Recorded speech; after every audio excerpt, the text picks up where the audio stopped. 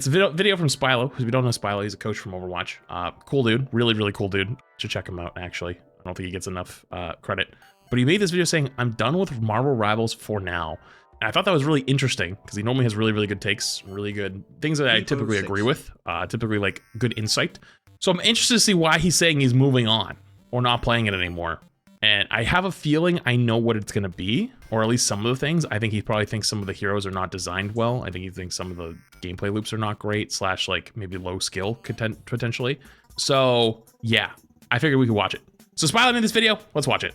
Marvel Rivals has been nothing short of a cultural phenomenon, at least within the hero shooter genre. Also, yeah, I asked him, he said he was cool with me watching it. And something that we haven't really seen since 2020 with the release of Valorant. But despite that, I am planning on moving on for the most part for now, and while this is mostly a personal decision, not a recommendation, I do think it's important for me to clarify why. Not just for some hopefully constructive criticism of the game, but also to hopefully help explain some of the reasons why people within my gaming demographic just haven't really stuck with it. First off, I think it's important to clarify who I am. My name is Spilo. I am a my gaming demographic? I mean, I guess there is a good... I have seen a lot of Overwatch people go back to Overwatch, even if they liked playing Rivals a little bit, but I have my own reasons, or at least a reason why I think that happens. Professional Overwatch coach. I've been coaching Overwatch League all the way down to bronze players for 7 years, and Marvel Rivals was really the first Overwatch competitor that I actually really enjoyed. It's an actual hero shooter compared to Valorant and Apex that just feel like shooters with a couple of extra abilities. It feels like there's a team emphasis on this game, and I've spent over 200 plus hours playing, coaching, and analyzing the game from alpha, beta, and invitational closed beta, and live, climbing to Grandmaster myself with a positive win rate on a couple of different characters. I say all this knowing that obviously I haven't really scratched the surface of what this game can really provide at the highest level, so this is going to be Spilo, please brush your hair. Hey, listen, man, I relate so hard. Like, dude, I don't think a lot of people understand, when you're a content creator or a streamer, bro, you're in your own house. I dress super comfy. I couldn't care any less about clothes. I couldn't care any less about hair, right? Like, if I'm going out, or I have to go out to do something, it looks so different, right? Like, I always have, my hair is like typically more up. I have like other shirts that I'll sometimes wear out. But a lot of times, actually, you know what's funny is I used to bring my other nicer clothes to like Spotlight / like Overwatch events. And then I realized like I probably don't even look like myself wearing other stuff. So I just started bringing I just started bringing my default stuff. And I was like, it ends up looking, it's like same shirt. It looks like normal me, I guess. At least to most people. But yeah, dude, most of the time, who cares, right? Like, it's like, dude, you want to be comfy at home. Perspective, but from a semi-interested, semi-competitive player, and somebody that's just invested in the competitive side of really any game that I've ever touched. Before I get a little bit too detailed here, I am going to tell one little anecdote here. There's a message within my Discord that I want to read, and it really clarifies, I think, some of the history surrounding the heroes genre competitive side of things, and maybe just the political headspace of gaming as a whole. The Marvel Rival versus Overwatch stuff has given me a lot of deja vu of the old TF2 versus Overwatch discussions back in 2016. True. Back then I stuck with TF2 because I found myself having more fun in that game as opposed to Overwatch. But back then a lot of TF2 content creators and players who were burned out on the game were quite happy to jump ship to Overwatch. This caused a great deal of animosity. I talked to Seagull about this. I'm gonna let this finish first, but I actually, because I wasn't around, I asked for his opinion and tell me like the history, because like Seagull's like an old book, you know? Okay, I'm not trying to call him old, but like, you know what I mean? Like, he's just like a history book, and like, I can go reference, be like, hey, can you tell me the history of this? Animosity between the two game communities, where people who played Overwatch said that TF2 was an old relic that people needed to move on from, and people who still play TF2 said that Overwatch just doesn't have that special something that makes TF2 so great. As someone who was very deeply invested in TF2 during this time, a lot of that animosity was built on fear that TF2 is becoming less relevant, and that people didn't see or appreciate how amazing this game is, especially for new players who were gravitating towards Overwatch over TF2. Many criticisms of Overwatch at that time was that it dumbed down the more accessible game, which is the same thing happening today. People who stuck with TF2 would point to the game's more complex movement text like rocket jumping and contrast that to heroes like Pharah, who just press one button to do a more limited and what felt like to many TF2 players at the time, a less nuanced version of the same mechanic. Can you think of any similar arguments made towards Marvel Rivals? And I think this one was... You know, I went and confided in Seagull when Rivals came out, because I was like, Mr. Gull, I'm having a crisis. I want to play Rivals and I want to play Overwatch. But I'm having this crisis where every time I play Overwatch, my Rivals people are getting mad. And every time I play Rivals, my Overwatch people get mad. And I'm also having this crisis where if I play too much Rivals, the Overwatch people think I've abandoned it. Help. And he told me that he was not a content creator back then, but he told me stories of other content creators. some that literally never went back to TF2 because how the community had turned on them and was really, really aggressive. Like to the point where like they genuinely, I'm not gonna say names, but there was like content creators in the TF2 space at the time that like literally now are always say like, I would never go near that community because of how scary, toxic it became. But it was just to them at that time, you know, like obviously history can repeat itself, but also it can change over time, right? Like people can change, or like communities don't remain the same. You know, I went to him and I was like, dude, how do I deal with that? And he's like, dude, like it's good, it's spooky. It's really tough to do. It was basically his thing is like, it will calm down with time. Like give it a little time, it'll calm down. And it did. He was 100% right. He was like, just give it a little time. Cause like I felt bad because like I was just enjoying Rivals and I knew that you wouldn't enjoy like the honeymoon phase would eventually pass, and everyone knew it was going to pass. I just wanted to enjoy it until then. And that doesn't mean I just hated Overwatch. It just means I just wanted to play it at the moment. I wanted to play something else. Plus, I also knew about the other stuff. You know what I mean? I knew about Spotlight. Like, I knew about that stuff. Like, you know what I mean? I knew about that stuff way in advance. So like, it's hard to go play something when I know like good stuff's on the horizon. You know what I mean? So it's like, then I can't even say anything about that either. So it's like, now it's like a double. It really, really was a bit of an eye opener because a lot of people who stuck with Overwatch said all these things about, well, same things as in there is about Rivals, and it will probably happen again another day in the future. But you know, I gotta say, I'm gonna let, because Smiley wants to make a point about like, he's probably gonna make a point about content creators and stuff like that. I wanna say, I'm very proud, not just myself, but other creators, of how everyone kind of really hard pushed the notion of just play whatever the f you want. I have to say, it's very rare that creators or communities are united on something without any type of communication, right? Like you don't like talk to your friends like, hey, we should all talk about this. Like that almost never happens. But if it did, everyone's kind of like pushed the narrative like, hey, just play whatever the you want. Like play what you want, genuinely. If you don't want to play one, play the other, like whatever it is. And I think that narrative stuck. And I think now that here we are in April, I don't get nearly as many people that pop into my chat and go, why aren't you playing Overwatch today? Or like, Rivals play Overwatch. And when I play Overwatch, I don't get nearly as many why no Rivals people. You know what I mean? Like it still happens, but way less.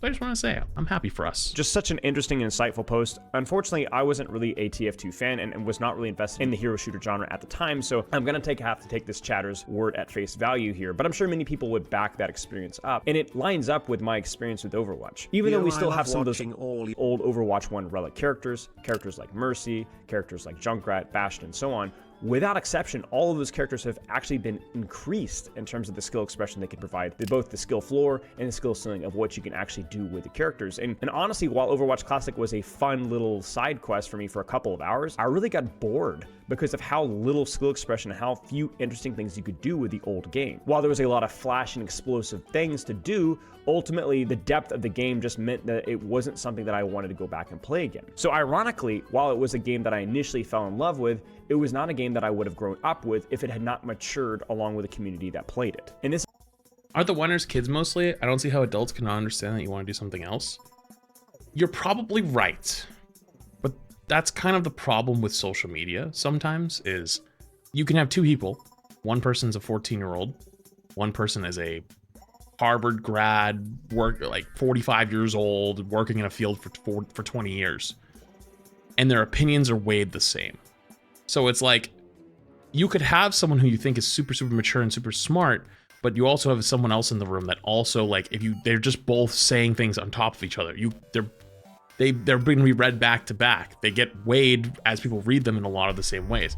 But also, there's another part of that, is adults are a lot more whiny than you think. Like, I think honestly, some of the most aggressive whiny people I've ever met are adults. The thing about the kids is they'll give you like the unhinged, like they'll just like make fun of you or say something up and then they just move on, right? The adults will pursue, they'll chase, they're the ones that will keep coming at you or keep coming back. Kids move on most of the time. This is ultimately where I find myself in some similarities to Marvel Rivals. Comparing Overwatch Classic to Marvel Rivals is definitely not a one-to-one analogy. Marvel Rivals. Oh, I'm not talking about just Twitter. I could have referred to TikTok. I could have referred to YouTube. I could have referred to anything. Significantly more complicated individual hero kits. There's a lot more buttons to push. Actually, TikTok's a great example. Like, you always see like some random TikTok comment, which is always like XY thing, like person, right? And it happens to every single creator, whether it's like they go after their appearance, they go after their skill, they go after their gender, the way they look, they go after the way they talk, whatever it might be. Like they'll pick one thing and like that'll be just like the common theme on all of their stuff. But like those people don't care enough to go after them like every single day. It's just like a rotates through. Like you might see them like once every 6 months, you know? A lot more nuance. But ultimately, I find many of my complaints about the gameplay loop and the game design to be a lot of the same. Big, explosive, flashy moments, but without the same depth that Overwatch 2 currently has. So it gives me some level of comfort here, not just because we've been here before, but also for many of my gripes, spoiler alert, with Marvel Rivals, there's going to be a lot of hope that this game can actually evolve in the same way that Overwatch did, and hopefully without a lot of the drama. Ultimately, while Overwatch is... If you're talking PvE drama, hopefully. Talking about community drama, I'm not so sure. Corporate feet, more... Actually, scalding hot take. Twitch Rivals did massive damage to Rivals. Massive. All of the more casual streamers and content creators don't play the game anymore. They're all gone. They literally, I don't want to say they despise the game, but there's a common theme. Wait, how? Oh, if you didn't hear about Twitch Rivals drama, there was so much Twitch Rivals drama. I specifically was asked to be a captain and I sat out because I have played these games before and I knew it was going to be like that. Basically, you're only allowed like 1 or 2 really good players on your team. People wanted to build stack teams. We're trying to find ways through loopholes by like, let me get a pro player from Apex who hasn't played much Rivals, so their account is lower than whatever, but they're going to be mechanically really good. I can put them on hella, you know what I mean? And so everyone's doing all these things. So then they start making rule changes and Twitch Rivals is trying to make better teams and they start shuffling the teams and they put certain people on certain teams and then they go, oh shit, that team's too stacked, and they move them, but they move the wrong people. The people aren't even stacked. It was like Sekuno. And so people go, what the is wrong with you? You put that person on that team and now you kick them off that team? That's so weird. And so multiple people had to sit out, had to let their teams just play without them. And then certain teams got shit on because they didn't have many good players. Some players had stacked teams. Dokibird got screwed. Yeah, I think Dokibird's team won though, because like their team was insanely good, right? And so the point of trying to make is that it was supposed to be more of like a fun thing, you know, where everyone gets to play and has a good time. But unfortunately, when money's on the line, stuff like that, people want to min-max, and then people kind of ruin it. That's just what happens. And so, unfortunately, I think it turned a lot of them off from the game, and like you've legitimately not seen most of them ever play it again. Go look. Hey, tell me I'm wrong. I haven't seen many of the more casual big streamers or content creators touch the game since. It's more of like the committed gamer streamers, hero shooter players, games from other games that are struggling a little bit, like your Apex or Valorant and stuff like, or Call of Duty. And hey, the Call of Duty just released Verdansk, so a lot of the COD streamers went back to COD. They might come back again, but tell me I'm wrong. More than once. It has, at the point now, developed a pretty interesting, nuanced, and fun game, at least for me. There's a lot of depth, there's a lot more nuance, objectively, in terms of how characters and the macro of the game is able to express itself. And ultimately, for my demographic of what I'm interested in, that is what keeps me playing. And I do believe that Rivals has that same ceiling, especially when you're considering the passionate developers that Rivals have. So while I know you're talking about communities, aren't all gaming communities just bad? Oh no! Oh yeah! No! But I knew specifically with Twitch Rivals in a hero shooter game, it would be very bad. Like in other games, you can kind of make it work depending on like what's going on there. Like Apex, for example, is actually pretty good at doing Twitch Rivals these days. I don't know if Rivals is going to evolve in the way that I want it to. I do have hope that they can. I wasn't trying to like specifically say Marvel Rivals community really bad. Ooh, like no, that's not what I was trying to get at. Like I was just saying like. Twitch Rivals did damage because it made a lot of people that were like kind of getting into the game turned off to it. That's all. And even if they don't go in the direction that I personally want them to go, it will still not only be a fun experience, but a game of choice for a lot of people. So let's start the video of the rise. You want to know why I did that? I'll tell you the reason. Rust does really well. Well, what Rivals does a lot of Twitch Rivals does is they bring in content creators or well-known people in the community that know how to handle tournaments and know how to run things. Marvel Rivals did not do that. There was no poster. There was no headliner for the event. And because when you don't have a headliner or somebody who's knowledgeable about the game and about the community, shit goes south. Because like if you bring in like let's say we play Overwatch, right? And I'd say I was the Twitch Rivals Overwatch guy, and then I can look at like say Emong. I know Emong would never do this, but I can use Emong as an example and be like, hey Emong, why do you have 3 pro players on your team on alt accounts? Hey, I know who those players are. Let's get that cleaned up. You know what I mean? Rivals has no clue. And fall of Marvel Rivals at least for me. First off, we'll start off with some of the good things, and there's a lot of good things that Rivals did well, and I'm going to start with no particular order here. First off, the DPS hero variety. This game has like, so many different DPS characters that do so many different Apex. melee characters, combo characters, unique fun designs, poke, hybrid mobility, Mr. Fantastic, Winter Soldier, Spider-Man, Magic, and Black Panther. These are characters that are not only good in their own right, but in contrast to many of their Overwatch characters, they can actually compete, if not supersede, the ability to just express skill in so many different directions. I find myself impressed at the amount of DPS characters that really stuck with me, considering that I was more of a tank and support player in Overwatch. Hero bans are phenomenal and really put emphasis on the ability of allowing players to control their own lobbies. Hero bans public did so much. And spectating. And Hero bans does so much heavy lifting for Rivals. Like it does so much. Amazing cool thing that I never even thought of, and Overwatch absolutely needs to implement this. In-game tournaments, public win rate and pick rate stats, which Overwatch absolutely needs to do. Hero progression, ranked rewards such as getting different skins depending on what rank you finished with the previous season. Team ups encouraging team play. Some criticisms of that, more on that later. Third-person POV for a different perspective, showing off the skin. The IP is very strong. There's very fast matchmaking. There's more expansive hero kits, something that I hope will continue to influence Overwatch moving forward. The perma battle pass, the soundtrack is actually pretty sick as well. This isn't Rise and Fall of Marvel Rivals. It's just a creator from Overwatch who said he's done Rivals for now and just talking about his reasoning. Something that is definitely partly a criticism. Oh, because of what I was talking about? it's end of season. That always happens. I bet tomorrow you see it go crazy. It has an upside too, which is the maximum dopamine uptime of a lot of team fights. Compared to Overwatch, where there's a little bit more downtime, there's just a lot more going on for a lot longer in Marvel Rivals, and that definitely has its upsides. And so while this video is going to be more on the criticism side of things. Oh, this section's called Rise and Fall? Oh, I apologize then. I didn't realize this one was called Rise and Fall. I thought it was just like their perspective of why it's good and bad for them. Because I don't think... yeah, well, I mean, that's what it is. I don't think it's like...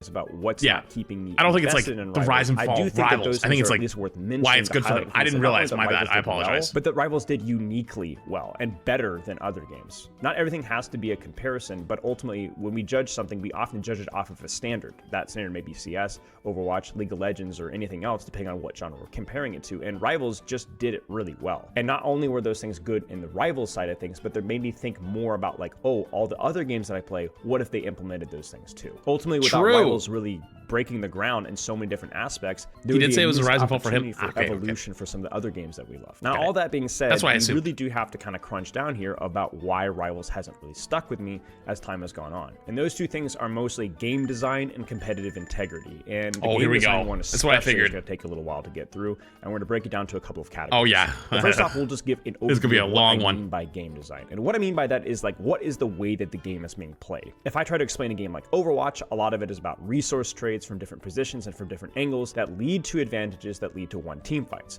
Obviously, that expression comes through cooldown management, ultimate management, and mechanics, but there's a lot of positioning nuance in the game because of the amount of mobility, space, angles, flanks, and even little things like passive heal that allow for a lot more creativity in how you can position yourself, especially in comparison to Overwatch 1. For me, Rivals just felt a lot more focused on the raw damage and the raw sustain and the cooldown trades, the layering, so to speak, and there was less emphasis on the angles and space. Space is always important for any first-person shooter, anything, honestly. I think that's why it's more digestible.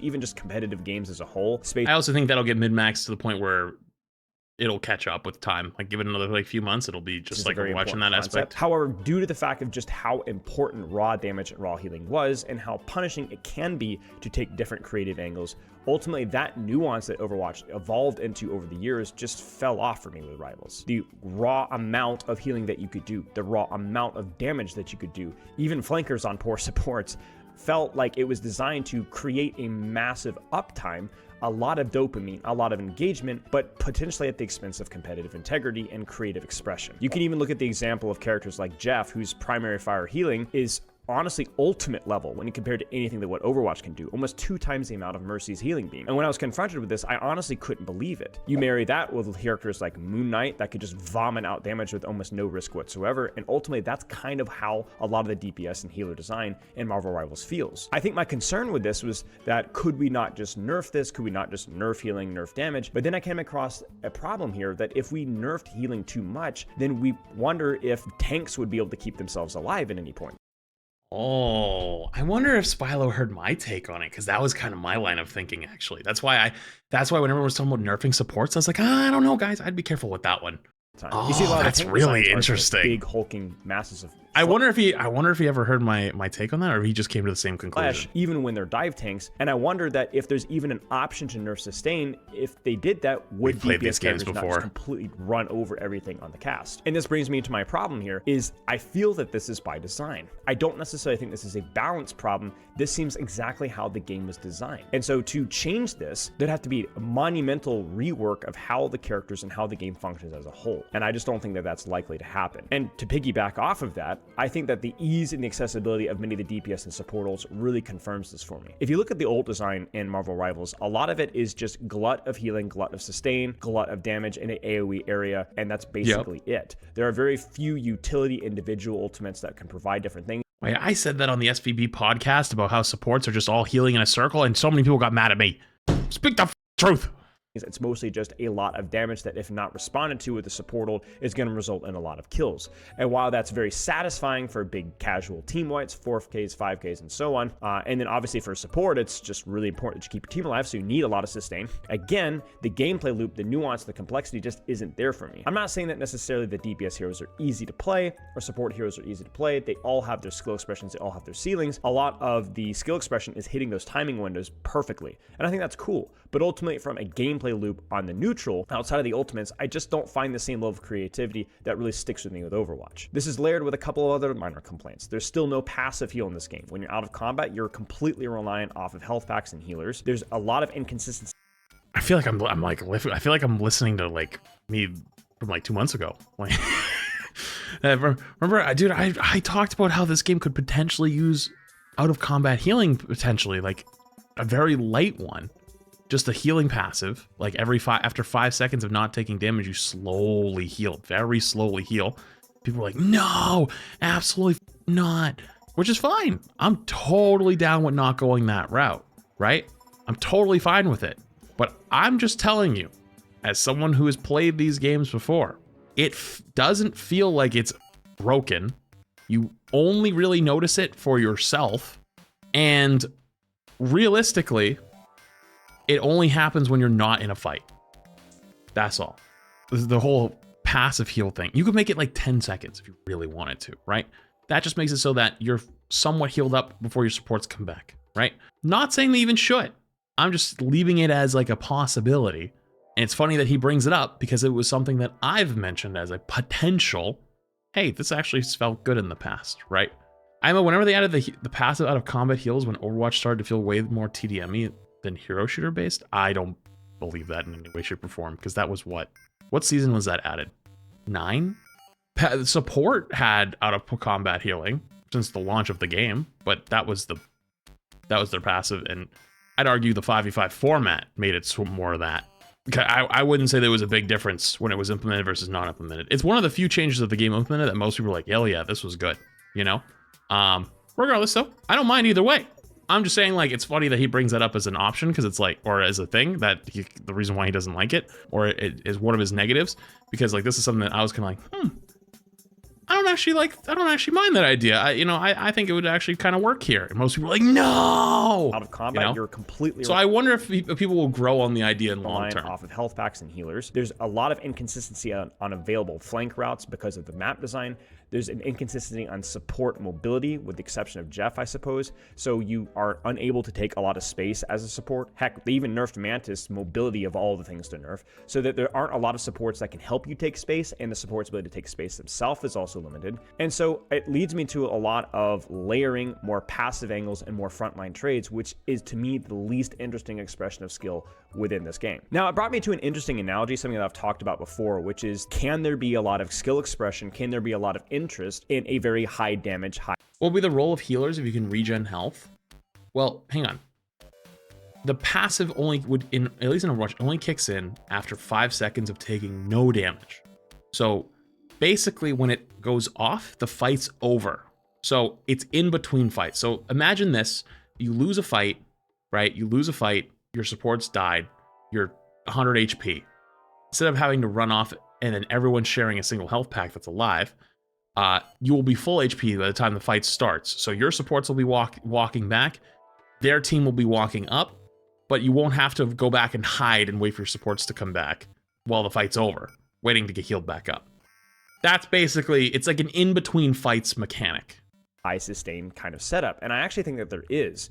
Let me tell you a little story here. I used to play a lot of Lord of the Rings online, unorganized 6v6. So they're unofficial 6v6 tournaments we would do, bad guys versus good guys. I'm not going to get so much into that. This is some lore. But ultimately, that game was pretty imbalanced from a healing and raw damage standpoint. There was a lot of easy damage available and a lot of easy healing available. But what ended up happening from the macro of the high-level play was the timing of debuffs and buffs. Basically, you had the opportunity to synchronize pressure on debuffs like a Warg Puddle or a incoming heal debuff, or 95% of people that play this game have one team fight all game, so it's a wild concept for them.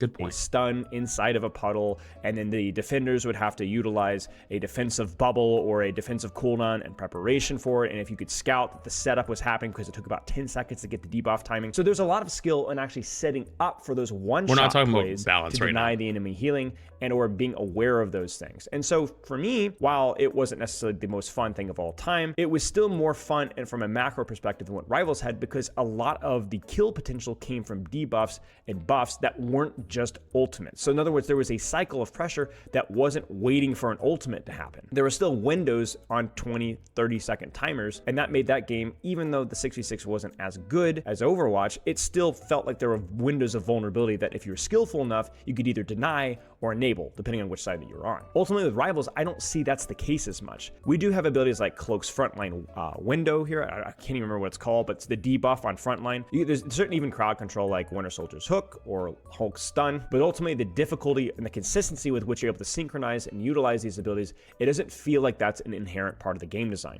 Ultimately, it really just comes down to farming an ult and denying an ultimate. And this is confirmed further by the fact that, well, we've had many patches since this has been a problem in the game design and nothing's happened. There's really not been any serious attempt to nerf support ults, certainly not support ult duration. See, the main problem with support ults is not that they have a lot of healing, because that's probably necessary to deny the amount of damage, but the fact that they not only deny the damage, but then continue to deny damage for many seconds afterwards. Luna Snow is the obvious example here, but this really applies to basically every support ult that applies healing. It's just a confirmation of game design, and it leads me to be suspicious that with Loki, 24 seconds of no death out team fight, so there's more engagement, more uptime, and yes, more dopamine, more shooty, so to speak. There's also not been as much love or assessment of how higher skill characters, especially mobile characters, in terms of their execution. It does feel very easy to one-shot bad supports with a lot of these mobile characters, but the ceiling of what they can do in higher ranks feels like a skill check of the supports themselves, and again, there's been really no changes to help fix that problem. It's the same problem as old school Overwatch back in 2017, where Genjis and Tracers all of a sudden were denied by characters like Mercy, Brigitte, and Moira. Finally, on the design front, well, actually, Mr. Spilo, don't forget, that was what people wanted, actually, back then.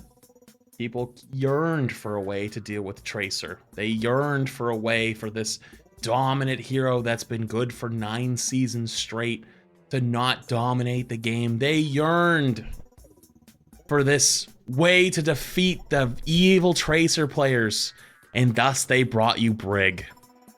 Pick the character, hit 2 buttons, and you died. That's it.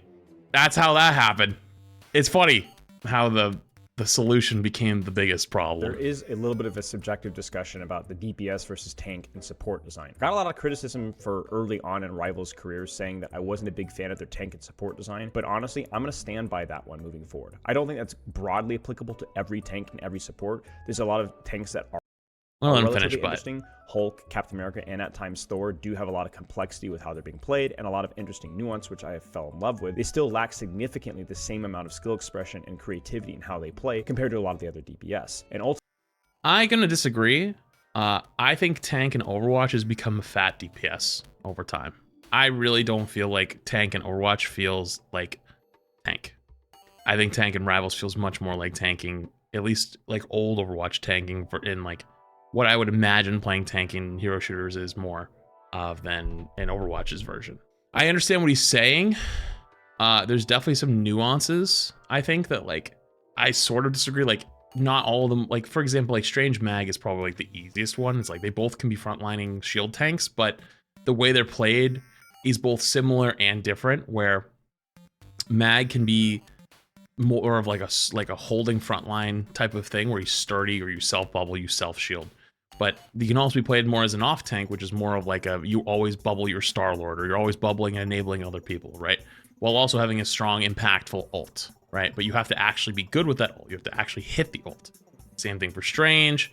Hulk is probably one of the most mechanically intensive or hard to play. Can be super rewarding.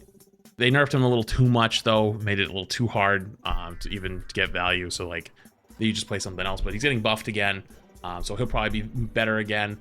Thing is like a great example of a tank that just like is like one-dimensional. Like, I walk up, I punch you. I punch you to death. I just go hapong, hapong, hapong, and like that's fun. And then you have something like Thor, which yeah, I would say Thor is probably the closest to a fat DPS, where you just play him more of like a displacement / 1v1 brawl beat DPS type of tank. And I think all of them have a little bit of nuance to them where they can all work in their own separate ways. Even Penny has like the space denial. We haven't had like a dive meta. If we had a dive meta, I think Penny could be pretty good. But we haven't had a hard dive meta yet. We almost did. We had that 2 weeks where like Venom Whitey was getting played. I personally, shocker, find Penny a little boring. But I think Penny next season is going to actually be really good. It's probably time to learn her. But like each of them at least has something to them that makes them feel different. And they all still feel like tanks. In Overwatch, you could show me a picture of Mauga and Orisa, and I would go, why are you showing me the same picture twice? You could show me a picture of Hog and Orisa, and I'd go, why are you, again, showing me the same picture twice? You show me Mauga, and you show me Hog. I'm like, what? Bro, can you stop showing me the same pictures? What's going on here, right? The only time you get into really, like, differentiating characters are probably, like, your Winstons, your Rhynes, your Junker Queens. Hell, Ramatra sorta, but Ramatra's like, you know what sucks about Ramatra is Ramatra's such a cool and fun tank. Ball's a good example. Ramatra's such a fun and cool tank, but the only time he's ever good is when he's like buffed and strong, and when he's buffed and strong, it's so boring. Like people hate playing against and with Ramatra when he's strong. Like if you don't have like Ramatra's not strong, he's the coolest tank. Like he does so many things. But then if two Ramatras are like, because you play the mirror, you just sit there and you're just like.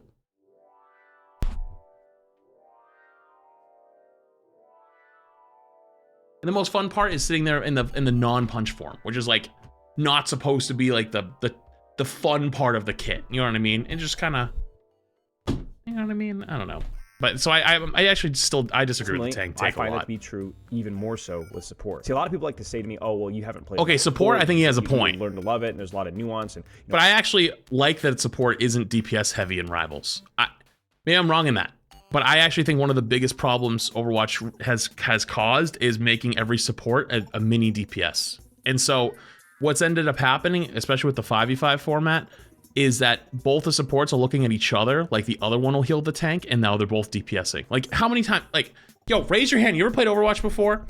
And you played tank or DPS, and you're sitting there looking for healing, and both your supports are on the flank, dueling people and looking for damage? It's happened to everyone. It's a universal experience.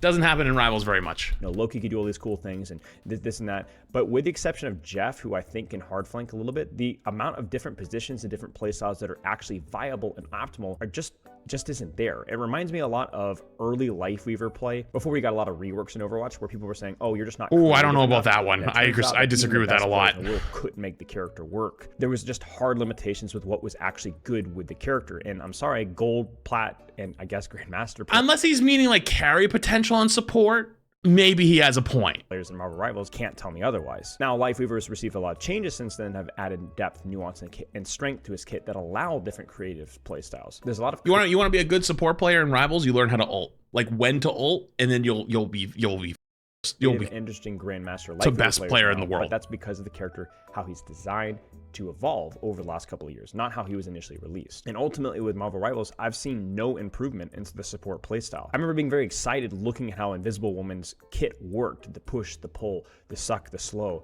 the invisibility even. But ultimately the way that she's actually played in the highest level and the low level and the mid levels doesn't allow for really much creativity at all.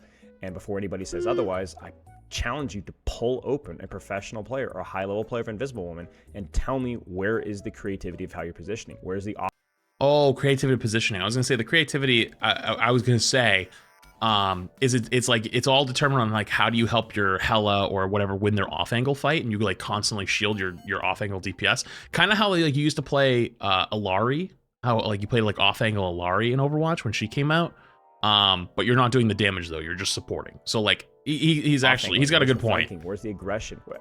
Again, it's just. But again, I like that. I'm glad it's not all DPS. I'm glad it's not all everyone's kill hungry. I'm so glad it's not that. And ultimately, a lot of the kit utility is used in a very passive manner. I find the same thing with Luna Snow, with Mantis, and with Loki too. Everyone's like, oh well, Loki you can angle around, but ultimately that's not how the character is often being played. Even the damage output of the character is situational. Well, even if you say he needs to pick up Mantis, like his point isn't wrong, and I don't think all the support should be Mantis. That's like basically where we're at. You know what I mean? More often than not, you're focused on Mantis. I would say is much closer to an Overwatch support than a rival support because like she's like aggressive, does a lot of damage, a lot of like enabling, damage boosting. You know, not an insane ult, smaller ult. But I'm glad there's not many of those. I get a lot of gaslighting from the community about this because people apparently just don't pull up high-level support play and look how it's actually being played. Farm a support ult, counter with the support ult. It's not that it's easier. No, yeah, he's right. 100%. It's just not very engaging for me. And I contrast that along with some of my other tank criticisms that seem to be more brawl frontline focused, whether you're talking Groot, Doctor Strange, or Magneto. But I think you take all those tank and support things. Mantis ult is not small. Mantis ult in comparison to the other big support ults, your Cloak and Dagger, your Visible Woman, Snow, is small. They do not. It does not have the same shut down their ability to play as those ults. The DPS designs like Psylocke, Magic, Black Panther, Spider-Man, who is controversial, and I just don't think the comparison is very fair. I think there's been a lot more interesting nuance in how DPS characters are being implemented in Marvel Rivals. And honestly, I'm not just saying that DPS superiority here. I'm saying the support and tank players deserve more love, but ultimately, is that even possible with how the Maybe this is a crazy take, but I feel like unless you're talking Hela Star-Lord, like DPS in Rivals is like either low-key like the best player in the lobby, like the hard carry, or the like worst player in the lobby. And I know that might sound like, well, of course. I'm like, no, like there's no in between. Game is function. Is the game design just hard cap? Like they're having the least impact or all the impact? You could express with how you position, how you play is really not all that important. You see, there's a reason why people will say that Captain America would be a tank that functions so much more in Overwatch, because I look at that character and I'm like, oh my gosh, he's super fun, super cool, but ultimately you're just a tickle monster because of the amount of sustain. Does your utility even matter? I look at Mr. Fantastic. I was surprised at how much I enjoyed playing Mr. Fantastic, but ultimately it just didn't feel like my support tank DPS hybrid playstyle really did anything because of the amount of damage and sustain that was available to the game.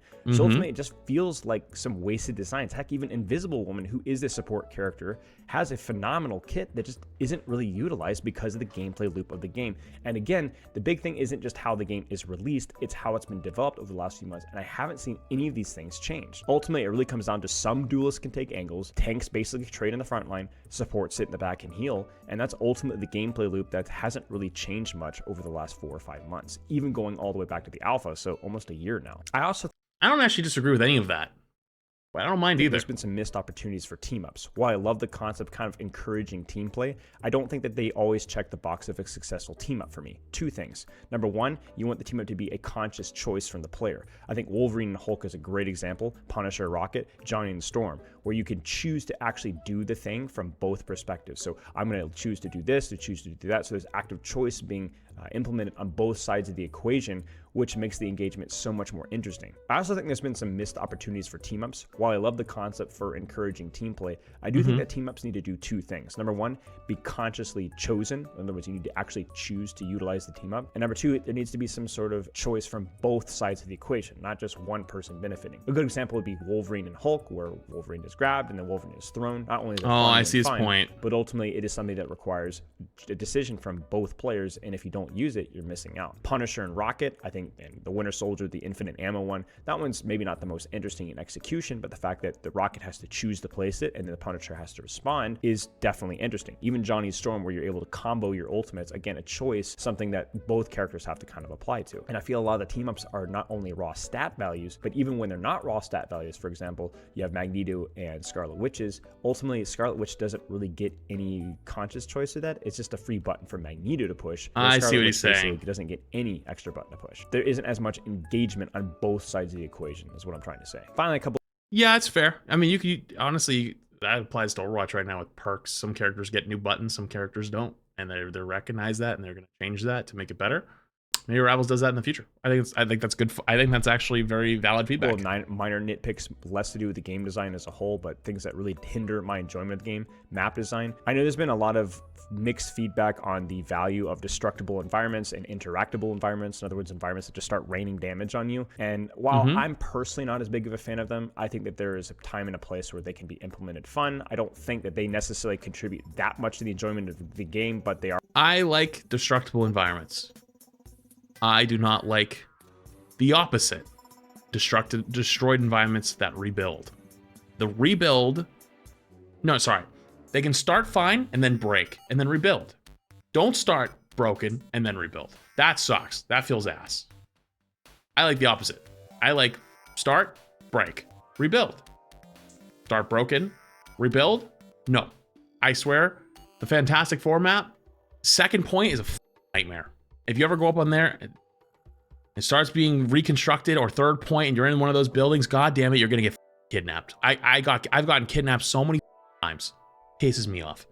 I suppose. My biggest problem with the map design is more of, frankly, an objective look at how maps need to be designed. You see, there's a reason that the 3-lane theory for map design has kind of been a thing for a long time, where you have a main choke, a left flank, and a right flank. It allows for choice, skill expression, and while there are some exceptions to which angle is optimal, and there are some creativity in how maps can be designed, I do think that somewhat sticking to that rule whenever you can is really important. Ultimately, if there isn't as many choices, then we have a 2CP and Overwatch problem where everybody is miserable unless you're defending. Ultimately, Marvel Rivals suffers from a lot of dead ends, a lot of nasty chokes, and a lot of paths that just kind of lead to nowhere. Map variety is a really underrated part of keeping a map experience or keeping a game experience fresh, and ultimately I think the map designers have a lot of things to learn about what keeps a map engaging and interesting from both sides of the equation. And finally here, before I get to my competitive integrity discussion, I think that the performance of this game is just horrendous. This goes without saying. It doesn't matter what type of computer that you run. Even a supercomputer is going to have FPS issues. There's a lot of tech issues that are within the game. Visuals are bugged out. I even have issues with OBS running this game, where I have to launch it as administrator, otherwise it doesn't recognize it to stream it. And this kind of goes without saying. If you're aiming to have your game to be accessible for a larger audience, which I think Rivals is, performance issues are incredibly important for you to be able to reach the demographic and the audience that you're aiming for. Finally, and this one will be a little bit shorter because I think this has already been well documented in a couple of my other videos. I have one up talking about the matchmaking conspiracy. I highly recommend checking that one out. But the competitive...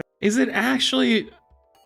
I don't know if it's actually real, though. I feel like it's like the same Overwatch one back in the day, 50-50 Overwatch. Winner and losers queue. Is it actually real, though? Oh, man. Do I have to actually look at this? Okay, maybe not. I'm not going to do it today, but... Integrity is easily the second most discouraging thing about this game, where there just isn't really competitive integrity. Rank inflation is huge, and a huge problem where you win more than you lose for SR.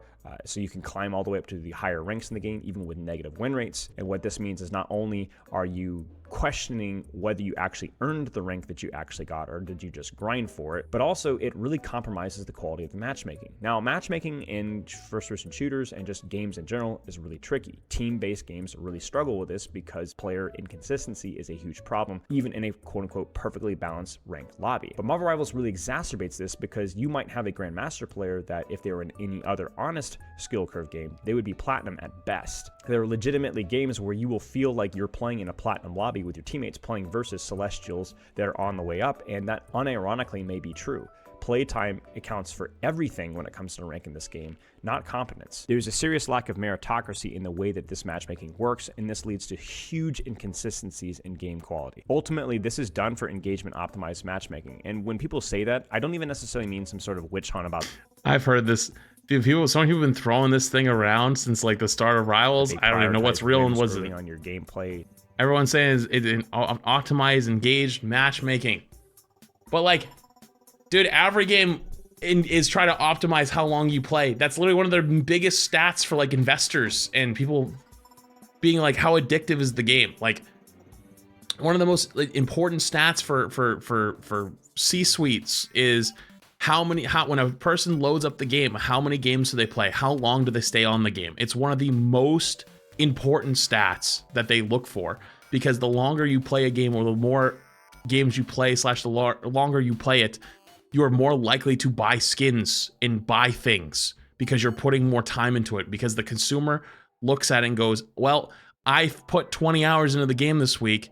You know, if I was going to put 20 hours into a game, I would buy a game for $20, right? Like, you know, let's say you buy Schedule 1 or something. You didn't buy Schedule 1. Well, I buy a nice skin for $20 because I got $20, 20 hours of enjoyment out of it. So I can do that. And that's how the consumer rationalizes buying skins. And so they love to pump those numbers even higher.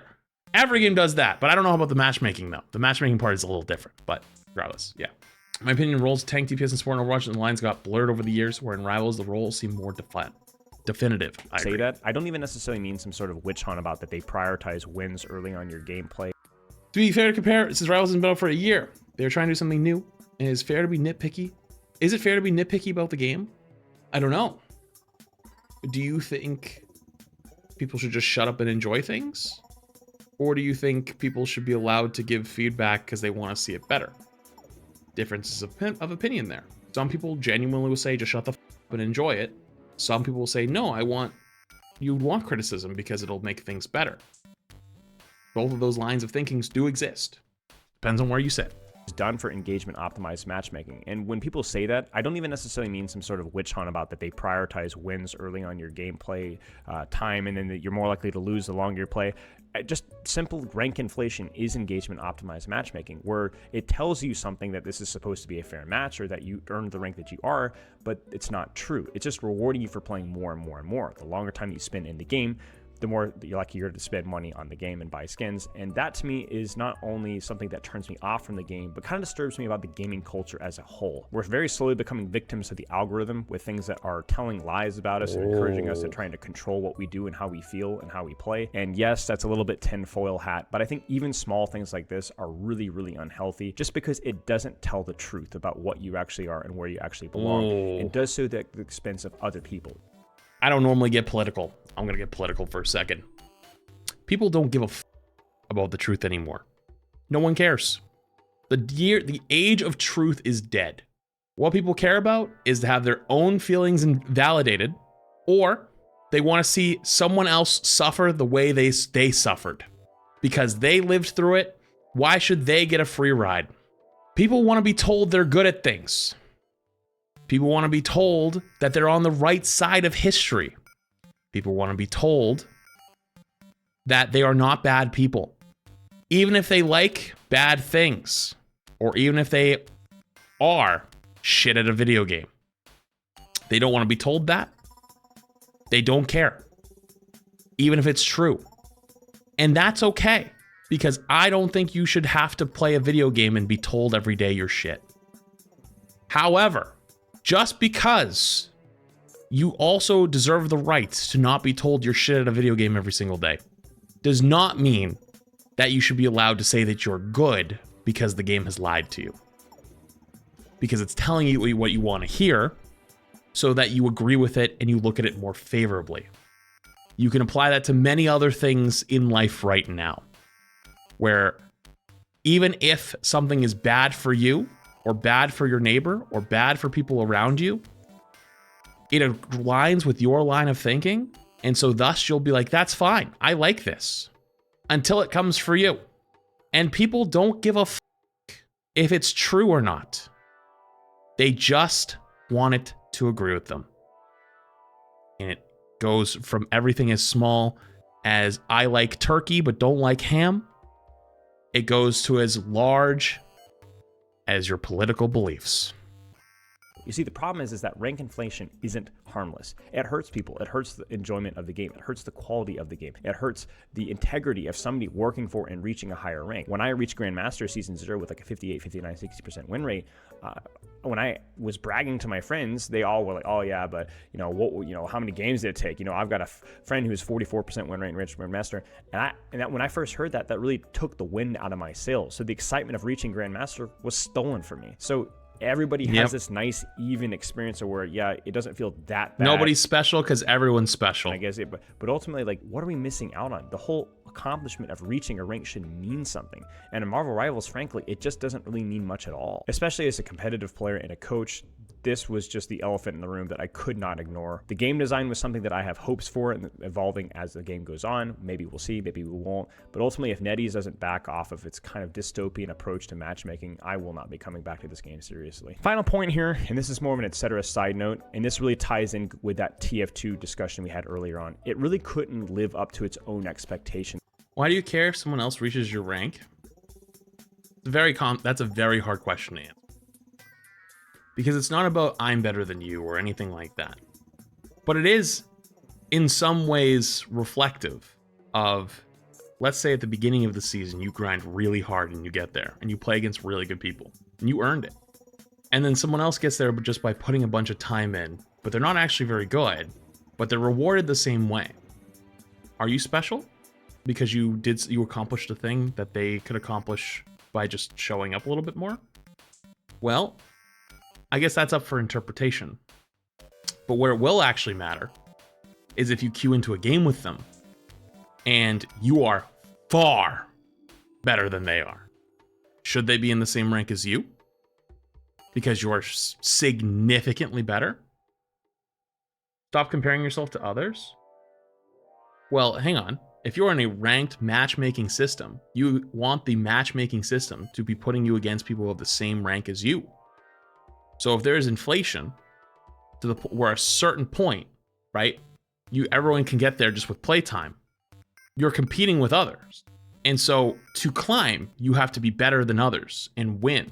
But if they can catch you just by playing a lot, not winning or not being better, then you are not playing with people of equal skill. You are playing with people who are equal skill or have no /play a ton, right? So it's like the quality of that game is going to be horrid compared to when you played 2 months or 2 or 3 weeks ago, because everybody else is caught up by playtime, right? If the system is supposed to be competitive, then if they're much worse than you, they shouldn't be in the same lobby. You know what I mean? For me, the way that people hyped up this game, going into this game, I ultimately knew that for some people that were more competitive. It has nothing to do with the shiny rank, by the way. You could put the shiny rank in a closet at that point. But the shiny rank is what gave people to play, so you can't really put it in the closet.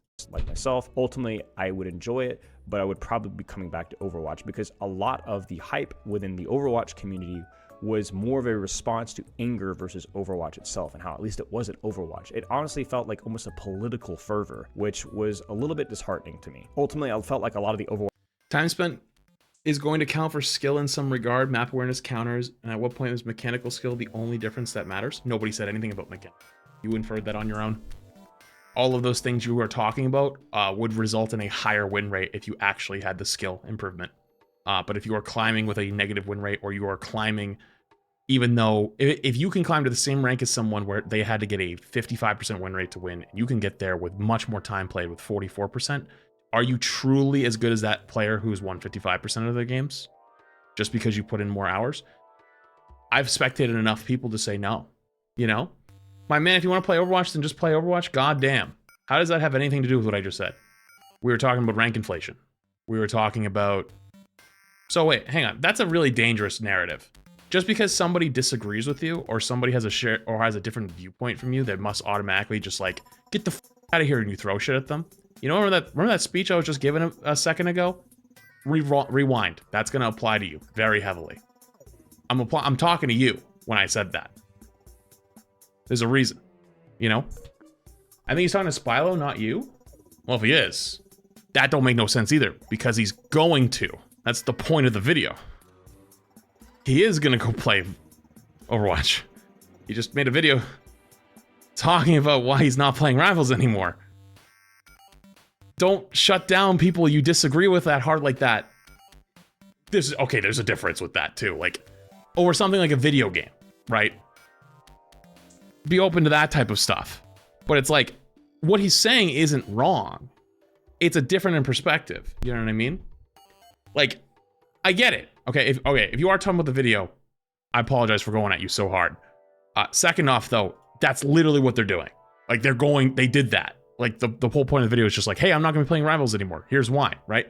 And they have the right to do that. You know what I mean? Like, that's the point. Like, you should still listen to these people. You should listen to people when they're like, hey, like, I don't like anything anymore. And then you can analyze what they said and be like, is their feedback valuable? That's how you grow. You know what I mean? Anyways, it honestly felt like almost a political fervor, which was a little bit disheartening to me. Ultimately, I felt like a lot of the Overwatch community. Sorry, let me back up a little bit. Ultimately, I would enjoy it, but I would probably. It really couldn't live up to its own expectations for me. The way that people hyped up this game, going into this game, I ultimately knew that for some people that were more competitively focused, like myself, ultimately I would enjoy it, but I would probably be coming back to Overwatch because a lot of the hype within the Overwatch community was more of a response to anger versus Overwatch itself, and how at least it wasn't Overwatch. It honestly felt like almost a political fervor, which was a little bit disheartening. He's not wrong. Ultimately, I felt like a lot of the Overwatch community expectations of Rivals was built on emotion and hyperbole. And ultimately, while the anger at Overwatch was deserved, I just don't think that for the competitive community within the shooters, it wasn't going to be able to live up to its own hype. And I think you see that even right now, where so much of the game it's just fallen off once people have kind of forgotten some of their anger versus Overwatch as the developers have had to earn back the trust. And while it's a conversation for a longer video, you can check out my review of Play Nice here, where I discuss a lot more of the lies that Overwatch and Activision told. Ultimately, it was saddening to me that we couldn't just compare Marvel Rivals off of its own merit, but ultimately a lot of the Overwatch comparisons weren't made in good faith and just were made from emotion, which ultimately not only compromised the quality of the comparison, but the quality of our feedback for Rivals itself. To wrap things up here, I know I've made some people mad here. Ultimately, I'm trying to look at this as fair as I possibly can, and this is not a recommendation that you should not enjoy or should not play the game. This is more an explanation of why people like me, players like me, are not likely going to stick with this game moving forward. Because I'm not just speaking with me, but a lot of people within the competitive Overwatch community. Why did they move on? This is why. Maybe this is not something that Rivals should even change. Maybe the dopamine, maybe the design of supports, maybe the design of tanks, and maybe even the matchmaking is something that is baked into the game itself and is part of the reason why it's successful. I honestly don't know. I suspect that at least partly it's true. But if it's ultimately going to want to keep players like me, those things have to change. Whether they should or not, well, that's not really my call. And if you're the type of person that enjoys what Rival is currently, then you shouldn't feel guilty or stupid for enjoying it. Ultimately, a game is a game, and if a game is making people have fun, that's by far the most important thing. Yes, more important than in competitive integrity, and more important than quote-unquote good game design. Ultimately, I think it was important for me to kind of clarify my thoughts and why this game has not stuck with me, but ultimately I'm just a competitive game snob with opinions that probably don't apply to the vast majority of the player base. Regardless of your opinions on Rivals, I do want to thank them for the amount of good things that they have done, they've inspired within. Why should Rivals cater to top 1% like Overwatch? I'm gonna be honest with you. If you're taking that, if your take from everything this man has said is that, we're not gonna have a productive conversation. And I hope that they inspired within the Overwatch development community about new things to try and new questions to be answered. Ultimately, regardless of how Rivals ages, changes, or even if it changes at all, it has been a remarkable success within the hero shooter and just the gaming genre as a whole, and I'm thankful for its existence. Not just because of the questions that it raised and the feedback that it gave to us, but ultimately just because it was a really fun game. Good video. I always like hearing Spile's thoughts on that type of stuff. There's some stuff I definitely disagree with in there, like on his design philosophy, on like how supports play, how tanks play. I disagree with a lot of that pretty heavily, but I'm open to the ideas in hearing out what other people have to say and why they disagree with it. And you know, it genuinely might come down to the gameplay difference, right? Like how Overwatch plays versus how Rivals plays. Genuinely, they play differently depending on the roles, and I think that's a very good thing. Because at least for myself, for years, I've kind of disliked playing tank in Overwatch more and more. I actually thought that I didn't like playing tank anymore. I thought that I'd fallen off. I thought at my time when the sun was done. Then Rivals came out and I realized I actually really enjoy it. And then 66 Overwatch came out and I went, oh shit, I do really enjoy it. I just don't enjoy where Overwatch just went with it. And I think support probably also was the same thing. But yeah, very good video. Very good video.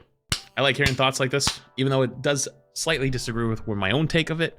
I think hearing that kind of stuff is really important. Okay. Cool.